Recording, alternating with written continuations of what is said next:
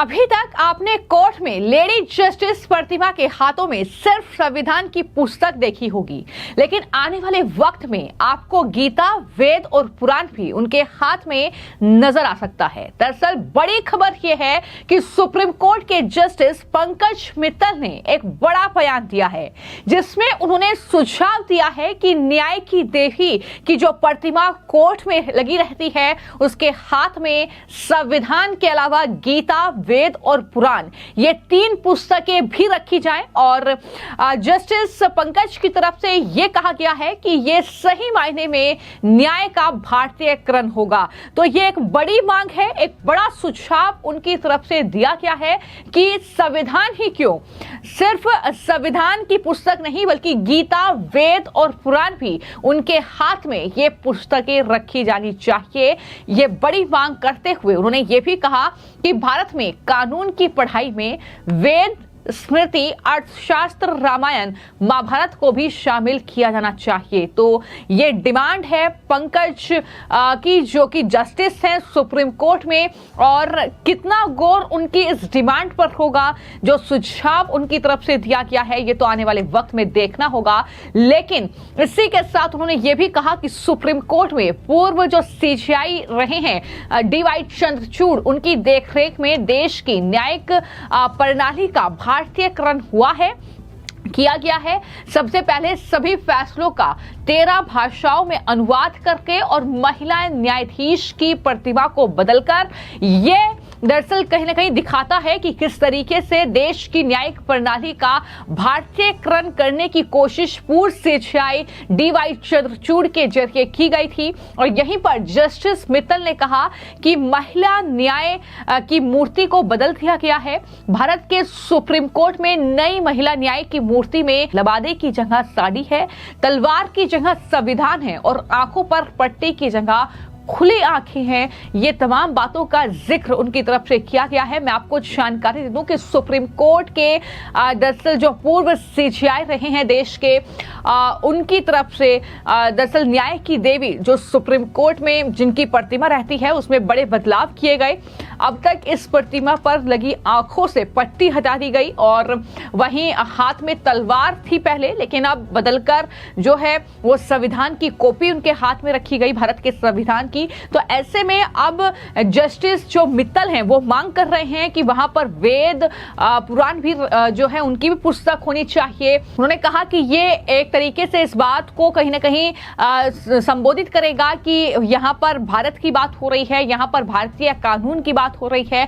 तो इस तरीके से उनकी ये डिमांड जो है वो सामने आई है और ये बदलाव औपनिवेशिक प्रभाव से हटने और न्याय के अधिक भारतीय प्रतिनिधित्व की ओर बढ़ने का प्रतीक है, ये भी जस्टिस मित्तल कह रहे हैं। उन्होंने कहा कि आर्टिफिशियल इंटेलिजेंस यानी एआई की मदद से सभी फैसलों का 13 भाषाओं में अनुवाद किया गया है। कानून केवल विधान और प्रक्रियाओं के बारे में नहीं है। और ये तमाम बातें मध्य प्रदेश उच्च न्यायालय के मुख्य न्यायाधीश सुरेश कैत ने कही। उन्होंने कहा कि कानून केवल विधान और प्रक्रियाओं के बारे में नहीं है, ये सहानुभूति, तर्क और निष्पक्षता की खोज के बारे में है। उनकी तरफ से यह भी कहा गया कि इसके लिए न केवल एकेडमिक कठोरता की आवश्यकता है, बल्कि सवाल करने का साहस, सुनने का धैर्य और आगे बढ़ने की विनम्रता भी जरूरी है। उनका कहना है कि जब छात्र विचार, संवाद और आलोचनात्मक जुड़ाव के मंचों को व्यवस्थित करने की पहल करते हैं, तो इसका मतलब है कि भविष्य सुरक्षित और सक्षम हाथों में है। तो ये तमाम बातें जो हैं वो मध्य प्रदेश के जो हाई कोर्ट के जस्टिस हैं उनकी तरफ से भी कही गई है। तो कुल मिलाकर इस तरीके के लगातार सुझाव जो है वो कहीं ना कहीं पूर्व जो जस्टिस रहे हैं उनकी तरफ से सामने आए हैं।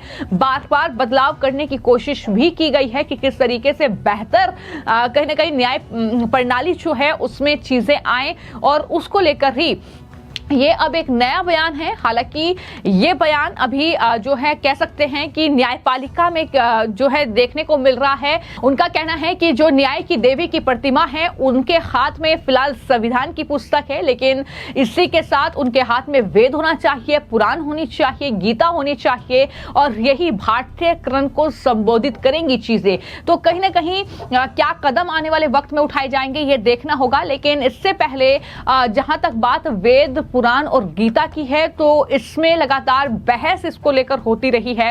हालांकि विपक्ष के जो नेता हैं, कांग्रेस पार्टी जो है, अलग अलग जो राजनीतिक दल हैं वो विरोध करते रहे हैं इस बात का, लेकिन वहीं पर कई ऐसे लोग हैं जिन्होंने ये वक्त पर मांग उठाई है कि स्कूलों में भी गीता पढ़ाई जाए, वेद पढ़ाया जाए, पुराण पढ़ाई जाए।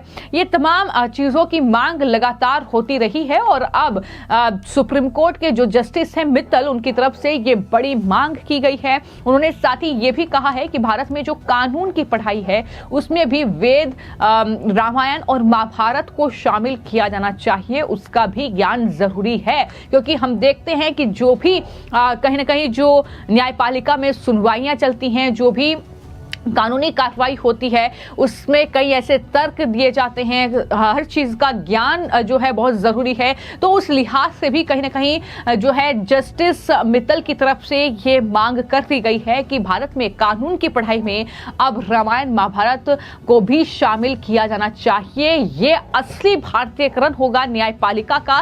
तो उनकी मांग पर कितना गौर दिया जाता है, कितना जो है आने वाले वक्त में चर्चा होती है, ये देखना होगा। लेकिन फिलहाल उनका ये बयान जो है वो चर्चा में है और काफी ज्यादा सुर्खियों में इसलिए भी है क्योंकि इससे पहले भी कई लोग इस तरीके की मांग रख चुके हैं कि भारत में जो शिक्षा प्रणाली है, भारत में जो बच्चे गवर्नमेंट स्कूल में खास तौर पर पढ़ते हैं, वहां पर राज्य सरकारों को यह सोचना चाहिए, वहां पर केंद्र सरकार को यह सोचना चाहिए कि जो पढ़ाई हो रही है उसमें इंग्लिश तो सब्जेक्ट है ही, लेकिन उसके साथ साथ अपने जो संस्कृति है, अपना जो सभ्यता है, उसके बारे में भी बच्चे सीखें। तो ऐसे में ये मांग लगातार होती रही है कि वेद पढ़ाए जाएं, गीता का ज्ञान बच्चों को होना चाहिए, क्या है महाभारत, क्या है रामायण, इसका ज्ञान भी होना चाहिए। तो देखना होगा कि आखिर किस तरीके से क्या कानून की पढ़ाई में वाकई अब वेद, महाभारत और रामायण की पढ़ाई होगी। क्या वाकई जो सुप्रीम कोर्ट में न्याय की देवी की प्रतिमा है, उनके हाथ में अब संविधान के साथ साथ वहां पर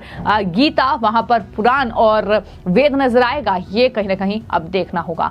फिलहाल आपकी इस खबर को लेकर क्या राय है, हमें कमेंट बॉक्स में जरूर लिखें। धन्यवाद। हमारे न्यायालयों में मामले बहुत लंबित पड़े हुए हैं। इन लंबित मामलों के लिए कोर्ट के अनावश्यक समय को जाया न करना पड़े, इसके लिए ट्रिब्यूनल के स्तर पर इन मामलों की अलग से सुनवाई हो और वे ट्रिब्यूनल समयबद्ध तरीके से उन संबंधित पक्षों को मेरिट के आधार पर न्याय प्रदान कर सकें।